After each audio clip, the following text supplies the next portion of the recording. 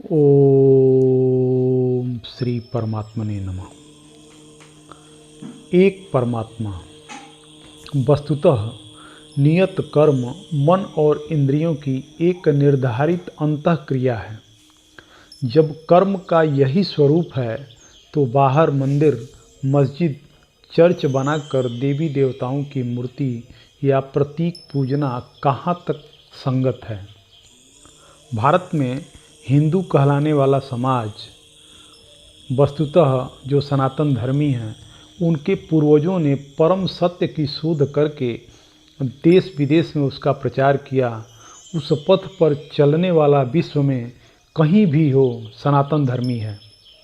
इतना गौरवशाली हिंदू समाज कामनाओं से विवश होकर विविध भ्रांतियों में पड़ गया।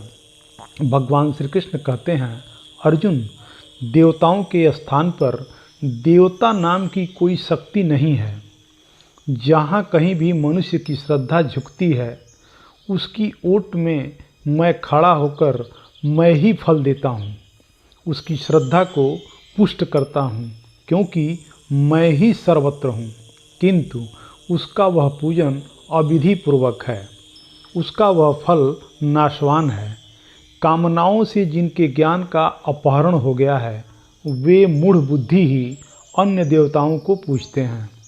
सात्विक लोग देवताओं को पूजते हैं, राजसी लोग यक्ष राक्षसों को तथा तामसी भूत प्रेतों को पूजते हैं, घोर तप करते हैं। किंतु अर्जुन, ये शरीर में स्थित भूत समुदाय और अंतःकरण में स्थित मुझ परमात्मा को कृष करते हैं, न कि पूजते हैं। उन्हें निश्चय ही तू आसुरी स्वभाव से संयुक्त जान। इससे अधिक श्री कृष्ण क्या कहते। उन्होंने स्पष्ट कहा, अर्जुन, ईश्वर सभी प्राणियों के हृदय में रहता है, केवल उसी की शरण जाओ। पूजा की स्थली हृदय में है, बाहर नहीं। फिर भी लोग पत्थर, पानी, मंदिर, मस्जिद, देवी देवताओं का पीछा करते ही हैं। उन्हीं के साथ श्री कृष्ण की भी एक प्रतिमा बढ़ा लेते हैं। भगवान श्री कृष्ण की ही साधना पर बल देने वाले तथा जीवन भर मूर्ति पूजा का खंडन करने वाले बुद्ध की भी मूर्ति उनके अनुयायियों ने बना ली और लगे पूजा करने, दीप जलाने। जबकि बुद्ध ने कहा था, आनंद, तथागत की शरीर पूजा में समय नष्ट न करना। मंदिर, मस्जिद, चर्च, तीर्थ, मूर्तियाँ तथा स्मारकों में पूर्ववर्ती महापुरुषों की स्मृतियाँ सजोई जाती हैं, जिससे उनकी उपलब्धियों का स्मरण होता रहे। महापुरुषों में स्त्री पुरुष सभी होते आए हैं। जनक की कन्या सीता पिछले जन्म में एक ब्राह्मण कन्या थी। अपने पिता की प्रेरणा से परब्रह्म को पाने के लिए उसने तपस्या की, किंतु सफल न हो सकी।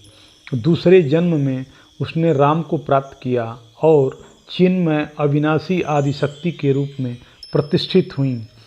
ठीक इसी प्रकार राजकुल में उत्पन्न मीरा में परमात्मा की भक्ति का प्रस्फुटन हुआ। सब कुछ छोड़कर वह भगवान के चिंतन में लग गईं। व्यवधानों को झेला और सफल रहीं। इनकी स्मृति सजोने के लिए मंदिर बने, स्मारक बने, ताकि समाज उनके उपदेशों से अनुप्राणित हो सके। मीरा, सीता अथवा इस पक्ष का शोधकर्ता प्रत्येक महापुरुष हमारा आदर्श है। हमें उनके पद चिन्हों का अनुसरण करना चाहिए। किंतु इससे बड़ी भूल क्या होगी कि यदि हम केवल उनके चरणों में फूल चढ़ाकर, चंदन लगाकर अपने कर्तव्यों की इतिश्री मान बैठें। प्रायः जो जिसका आदर्श होता है, उसकी मूर्ति, चित्र, खड़ाऊं, उसका स्थान अथवा उससे संदर्भित कुछ भी देखने सुनने पर मन में श्रद्धा उमड़ आती है। यह उचित ही है। हम भी अपने पूज्य गुरुदेव भगवान के चित्र को कूड़े में नहीं फेंक सकते, क्योंकि वह हमारे आदर्श हैं। उन्हीं की प्रेरणा तथा कथनानुसार हमें चलना है।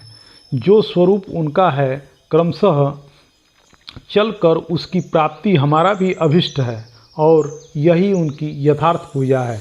यहाँ तक तो ठीक है कि जो वस्तुतः आदर्श है उनका निरादर न करें, किंतु उन पर पत्र पुष्प चढ़ाने को ही भक्ति मान बैठने से, उतने को ही कल्याण साधन मान लेने से हम लक्ष्य से बहुत दूर भटक जाएंगे।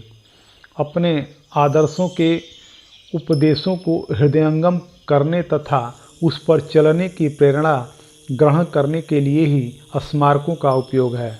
चाहे उसे आश्रम, मंदिर, मस्जिद, चर्च, मठ, विहार, गुरुद्वारा या कुछ भी नाम दे लें, बशर्ते उन केंद्रों का संबंध धर्म से है। तो जिसकी प्रतिमा है उसने क्या किया और क्या पाया, कैसे तपस्या की, कैसे प्राप्त किया, केवल इतना ही सीखने के लिए हम वहाँ पहुँचते हैं और पहुँचना भी चाहिए। किंतु यदि इन स्थानों पर महापुरुषों के पदचिन्ह नहीं बताए गए, करके नहीं सिखाए गए, कल्याण की व्यवस्था नहीं मिली, तो वह स्थान गलत है।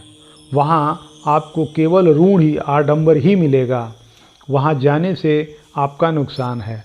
व्यक्तिगत रूप से घर घर, गली गली जाकर उपदेश पहुँचाने की अपेक्षा सामूहिक उपदेश केंद्र के रूप में इन धार्मिक संस्थानों की स्थापना की गई थी। किंतु कालांतर में इन प्रेरणा स्थलियों से ही मूर्ति पूजा तथा रूढ़ियों ने धर्म का स्थान ग्रहण कर लिया। यहीं से भ्रम पनप गया। यह व्याख्यान यथार्थ गीता के रचयिता पूज्य स्वामी श्री अड़गड़ानंद जी महाराज जी के व्याख्यानों से लिया गया है। हरि ओम तत्सत।